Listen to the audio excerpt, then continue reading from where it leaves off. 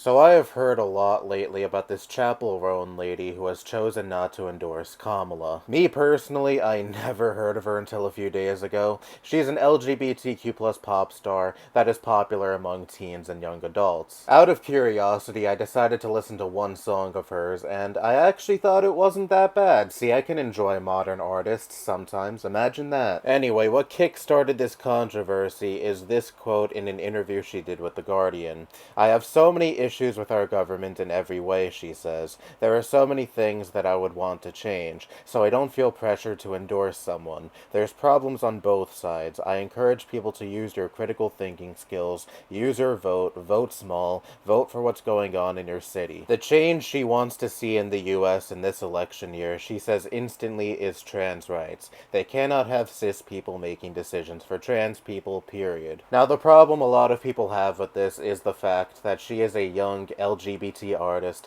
who has a lot of influence on a demographic that is either about to turn voting age or has just turned voting age. And she is choosing not to use said influence when it comes to encouraging her audience to vote Democrat. Now, you already know how I feel about celebrity endorsements. My full thoughts on that subject is only like 5 videos ago. So I'm not going to reiterate everything I said in that video, but the short and sweet of it is I can't give a shit less what rich pop stars have to say about policies and issues that ultimately would not impact them whatsoever. But, unfortunately, we live in a celebrity-obsessed society, so people tend to place the words of these people on higher pedestals. Anyway, I really don't care that she's choosing not to endorse Kamala, and I honestly think that some of her reasoning is valid. First, I'll go over what I don't like about her messaging. Her vague platitudes about how both political parties are supposedly indistinguishable from each other, specifically when it comes to the issue of trans and LGBTQ plus rights. In a TikTok video she made clarifying her position, she says, "Obviously fuck some of the policies on the right,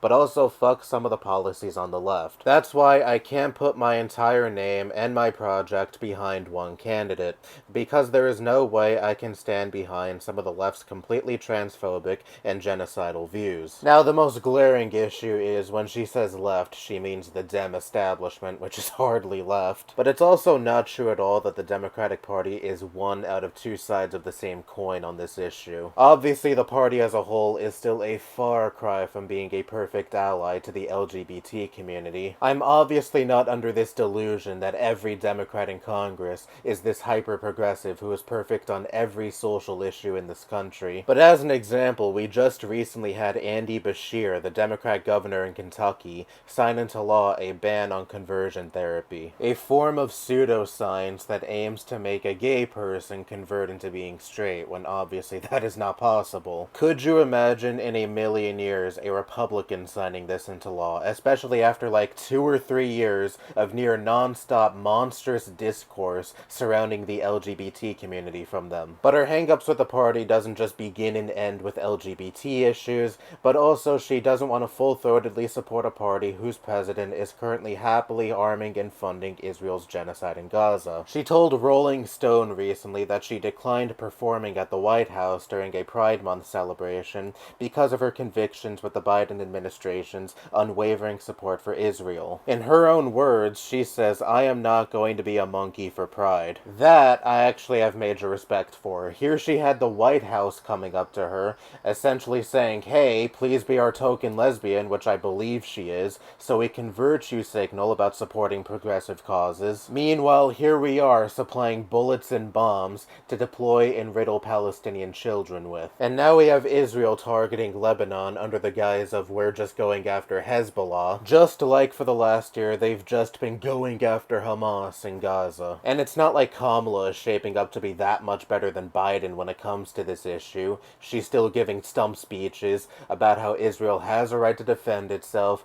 the US will continue to aid Israel in its right to defend itself. She has no problem constantly bringing up the 1,200 people who died in Israel on October 7th, but only speaking vague statements about the quote-unquote atrocities that people have faced in Gaza. Never bringing up the Palestinian death toll since October 7th, over 40,000 by the way. This is a very major and valid conviction that Chappell Roan has with Kamala's campaign, so why should she compromise her principles just to appease a bunch of angry liberals on social media who want her to happily throw her principles away and endorse a candidate who will likely, if elected, not be any better when it comes to our arming and funding of Israel. And the thing is, she is still going to vote for Kamala, but it's not going to be a super enthusiastic vote, but rather a vote that's more along the lines of, well, I don't really like this candidate, but I still greatly prefer her over the opposition. And I'm pretty much in the same position. I don't like Kamala as a candidate, but I still prefer her to win in November over Trump. But the truth is, you're not going to win over enthusiasm towards your side when your candidate, in regards to a consequential geopolitical issue this election cycle,